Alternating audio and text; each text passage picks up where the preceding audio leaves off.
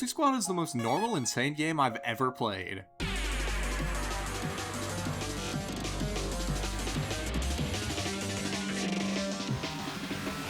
Okay, fine. I lied. But for good reason. No, I lied again. I just thought it would be funny. So, Cruelty Squad is a game about well, I'm not exactly sure. The opening cutscene is quite literally you being called by this guy, who, according to the wiki, is called the Handler. It's implied that you've worked with him before, and thus he recruits you to the titular Cruelty Squad. This begins the game, and immediately off the bat, you'll probably notice something. The visuals are really quite, well, they're just straight up ugly. Whilst there's the obvious standout aspects, like the giant life bar in the corner or the border around the screen, you can also just tell from how gross the world looks, which, of course, is the intended experience, as the game does not stray away from grime in this dark setting. Speaking of the dark setting, this game's world seems to mostly revolve around a late-stage capitalist architecture that is very clearly satirical and over-the-top as a parodical look into corporations. Outside of just the setting though, Cruelty Squad is an immersive sim shooter where you must take out targets in large map via guns, objects around the map, or like, a toilet if you really want to. One of the standout aspects of the game is certainly its difficulty, as you take quite a bit of damage and have to play very tactically to avoid dying, leading to many interesting encounters as you try and find different ways to tackle the issue, search for heals, and find new weaponry, all compounded by how large and open many of the maps are. This is only further accentuated with a pretty vast arsenal the game gives you, allowing for a plethora of strategies. Well, that is if you can complete whatever level that weapon is located in, as you actively have to have the weapon in your inventory when you complete the level to permanently unlock it. I'm sure you can already tell how these mechanics shape up together to make a mechanically interesting game, along with the incredibly unique visuals. These aren't the only primary mechanics. There's a few that are a bit weirder, and lean more into the comedically dark aspects of the world. Like how you can, well, you can steal people's livers and sell them like stocks. Oh, yeah, stocks. This game, by proxy of it being about a capitalist dystopia, has a stock market system where you can invest your cash into stocks and get returns as it changes while you play. This is a relatively minor mechanic, at least from what I've played, but it is fun set dressing and can net you some extra cash on occasion. Cash is important because the game has an equipment system, allowing you to unlock more with cash and put them in one of 4 slots. One for arm, head, leg, and chest, adding even more to the gameplay variety. Oh, I almost forgot. You can also just aggressively kick the subscribe button people in this game. Aside from all these core mechanics, the game of course has some pretty decent level design, beginning with a tutorial level that I unironically got stuck on for like 10 minutes trying to figure out the controls.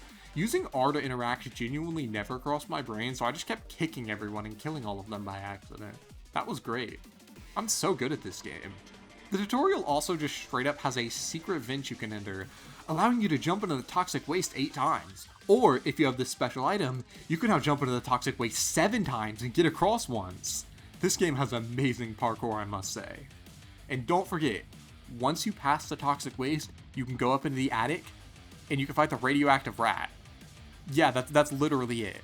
I spent like 10,000 in-game dollars on it, and it made me fight this rat thing. I think it's a reference to the rat from Ultra Kill, but I have no idea because, wait, I don't even know if Ultra Kill was out when this came out. What does this mean?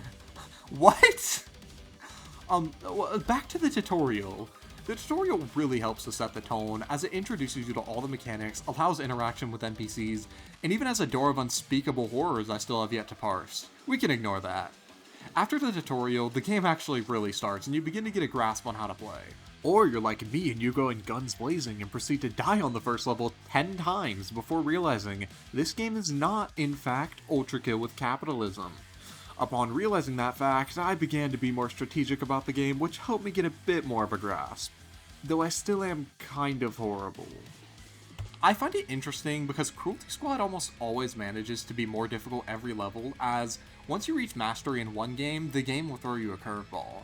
Like how the first 6 levels could be approached in pretty much any way conceivable and still completed, but once you get to level 6, I believe this is level 6, I could be completely wrong, could be 7 or 8, you have to be incredibly stealthy and get a specific set of weapons to win. Technically, it's not mandatory, but it may as well be, since you've got to get a rocket launcher, use the exact right amount of bullets to kill 3 of these giant robots, and I'm pretty sure they're literally unkillable with normal guns.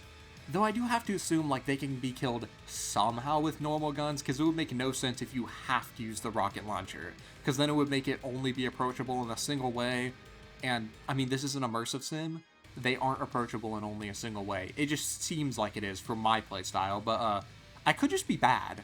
I'm probably just bad. This really does mark my only real gripe with the game, and that is the difficulty progression.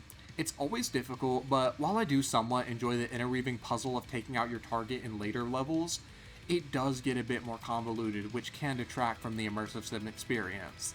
This is a minor complaint all things considered, but does impact the game as time goes on. The only other real aspect to cover is the secret levels, which are extra stages you can find via Mario 64 style paintings. The first time I saw one, I was genuinely so confused.